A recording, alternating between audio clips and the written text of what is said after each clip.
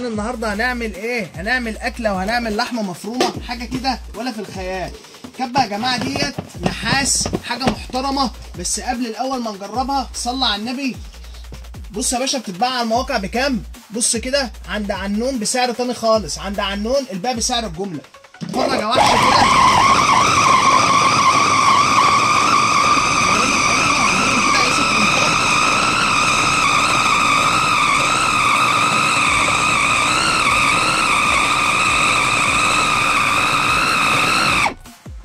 بص يا باشا الجمال، بص العظمه، بص الحلاوه. عملت لك لحمه مفرومه كانك رحت للراجل وعملتها. بص يا باشا، بص التمن.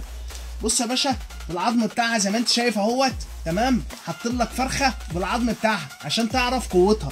بص يا وحش كده، حاجه والله العظيم خيال. الكبه بتاعتنا كبه اصليه. اتفرج كده يا باشا، اتفرج كده يا وحش. كل اللي هنعمله هنشغلها.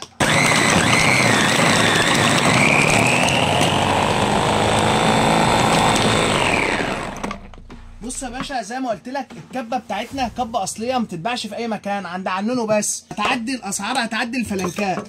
بص كده يا وحش، اقسم بالله الفرخه كانت بعضمها. بص كده، بص بص بص بص بص بص الجمال، بص الحلاوه. الفرخه ما عادش فيه حته عظمه. بص عشان برضو الناس تصدق، حته عظمه صغيره هي الطلعه. مع عنون هتبقى دايما في المضمون. منتظرينكم، يلا سلام.